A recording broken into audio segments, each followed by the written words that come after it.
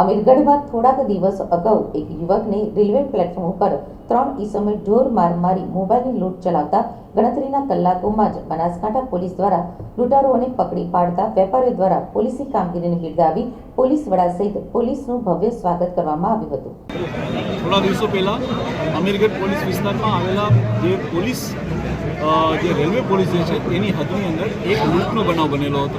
હાલાકી જે બનાવ જે હતો એ રેલવે પોલીસને લગતો હતો, પરંતુ અહીંયા રેલવે પોલીસ અને અમીરગઢ પોલીસ બંને દ્વારા સંયુક્ત રીતે ટીમો બનાવી એલસીબી અને એસઓજી લગતી ટીમ બનાવી જે લૂંટનો બનાવ બનેલો હતો જેને ગંભીરતાથી લઈ અને ગણતરીના દિવસોમાં જ આ ચોર લૂંટારોને પકડી લેવામાં આવ્યા છે અને તેને જેલ હવાલે કરવામાં આવ્યા છે।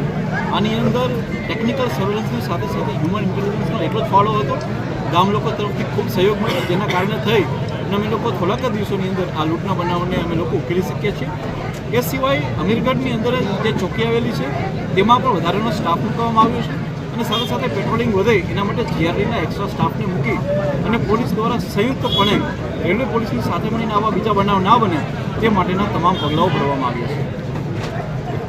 પાછળ ધકેલા છે, પણ મને તમારો એમાં સાથ જોઈએ છે। આખા સમાજમાં ગુનેગારો તો જ વધશે કે જ્યારે એને સમાજમાંથી સાથ મળે। જો મને તમારો સાથ મળશે તો આવા કોઈ પણ ચોરો લૂંટારોની હિંમત નથી કે ગામની વચ્ચેથી કે રેલવેના ટ્રેક ઉપરથી પણ એ લોકો કોઈનો મોબાઈલ જૂટવી શકે। મને જો તમારો સાથ મળશે, અમે અત્યારે જે ગુનેગારોને લેવા છે ક્યાંથી મળ્યા છે?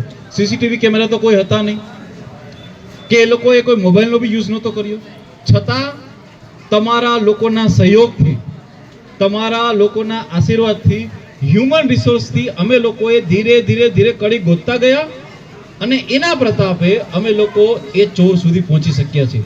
જો હજી તમારો સાથ મળશે તો આવા ચોર લોકોને અમે હજી પકડી શકીશું। આપણા ડીજી સાહેબ વિકાસ સહાય સાહેબે એક બહુ સરસ યોજના બનાવી છે। શું બનાવી છે આપણે ખાલી 2 મિનિટમાં આજે જણાવી દઉં છું। છેલ્લા 5 વર્ષમાં એવા જેટલા બી ગુનેગારો હોય કે જે ચોરીના કિસ્સામાં આવેલા હોય, લૂંટના કિસ્સામાં આવેલા હોય, એ બધા લોકો ઉપર અમે લોકો એક મેન્ટર પ્રોગ્રામ ચાલુ કર્યો છે।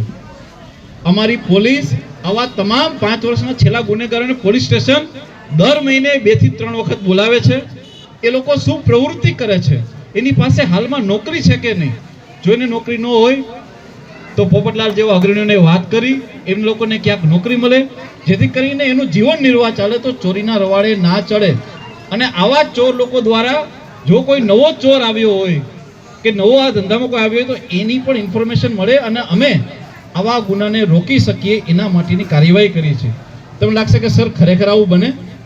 તો હા, આપણા જ પાલનપુરમાં એક ગેંગે સોની બજારમાં લૂંટનો પ્રોગ્રામ ઘડ્યો। એ લોકો 30 બસ 4 જ આંકડાનો છે, 1930 એટલા માટે આપને યાદ કરાવું છું કે હવેના જે ક્રાઇમ છે એ હવે ઓછા છે કે જેમાં તમારા ઘરની અંદર આવીને કોઈ ચોરી કરી જાય કે તમારા હાથમાંથી કંઈ જૂટવી જાય। હવેનો સમય એવો છે કે જે સાયબર ક્રાઇમ ફ્રોડ બને છે એમાં તમને મોબાઈલ ઉપર કોલ આવશે કે તમારા ખાતાનો ઓટીપી આવો થયો છે, તમારું ખાતું બંધ થઈ જશે, લાવો આ ઓટીપી, અને તમે લોકો ઓટીપી આપી દો છો। કોઈ પણ લિંક આવે તો લિંકમાં ક્લિક કરી લ્યો છો, અનનોન નંબરથી કોલ આવે ને તમે એનો વિડીયો કોલ ઉપાડી લો છો, પછી તમને બ્લેકમેલ કરે છે। આવા કોઈ પણ સંજોગોમાં જો તમારી સાથે કોઈ આવો બનાવ બને છે, પહેલા તો હું તમને કહી દઉં કે કોઈ પણ આવા પૈસા માટેના કે ઓટીપી માટેના કોલ આવે તો ઉપાડવાના રહેતા નથી।